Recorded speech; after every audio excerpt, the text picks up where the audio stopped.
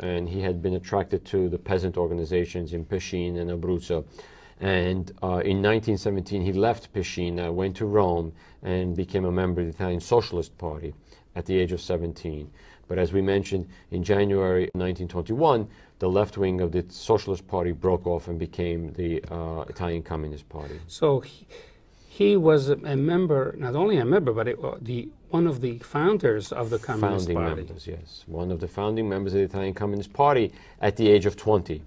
And had extraordinary responsibilities. He traveled throughout Italy, he traveled throughout Europe, but it was someone like Antonio Gramsci, another founding member, who saw that Silone perhaps was much more a writer than a politician. Well, by this time, he was already an editor of the communist newspaper. In Trieste and other places, right. He was editing party newspapers and traveling around Europe. But one of the fundamental moments of his life was as a member of the executive committee of the Communist International at a meeting in Moscow with Stalin in May of 1927, when Stalin wanted to expel Trotsky. We will go into that in a little while. I would like to state, if possible, on Silone's literary works, because he's a major Italian writer, and I remember having read from Tamara about 30 years ago, and I liked it very much. I think it was surprising in an Italian literature to find that kind of literature, but we will go into it. But his name is not Silone. No. His real name is? Secondino Tranquilli. Tranquilli was the family name.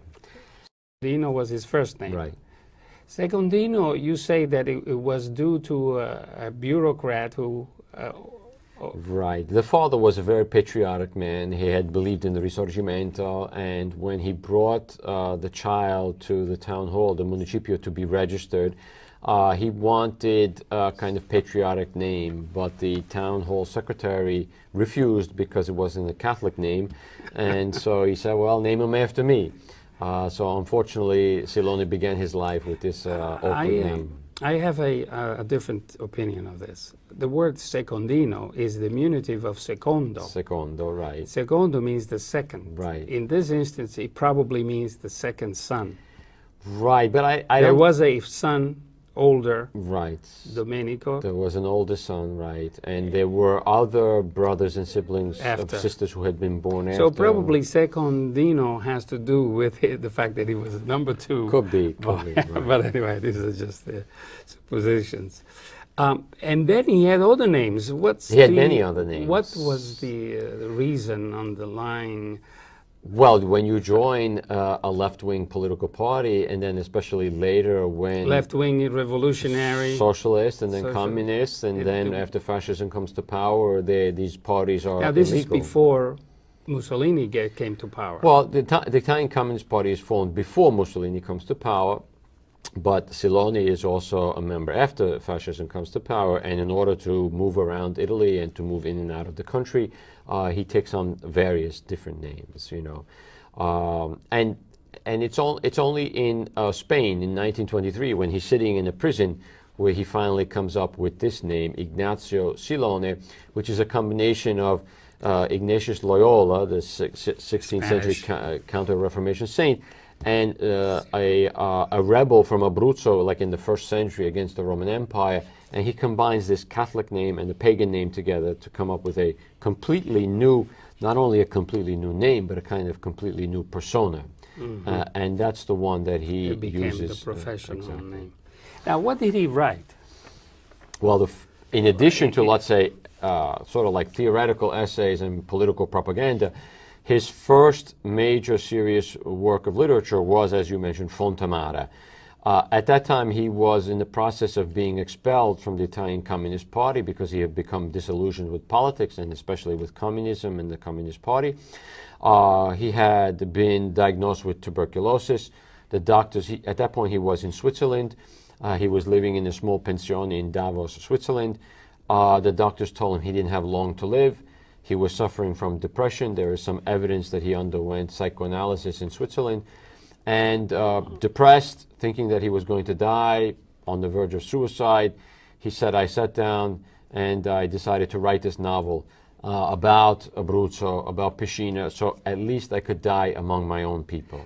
By the way, he was psychoanalyzed by renowned psychiatrists. There were some people who said that he was psychoanalyzed by Jung, but I didn't find that information. But I did find letters that he had written to Gabriele Seidenfeld, who was his companion at the time, saying that he was undergoing treatment for disturbi nervosi, nervous disorders, and that the cure was coming to an end, etc., etc. So there is some evidence of that. He also either met or was close to Freud. I'm not his sure wife, about that. His wife. Yes, especially in Switzerland, after, let's say, fascism came to power and Nazism came to power in Germany, and there were political problems in Austria. Many of these German and Austrian intellectuals fled to Switzerland, and there was a kind of circle there that Silone. It's kind of interesting because most Italian anti-fascists end up in Paris.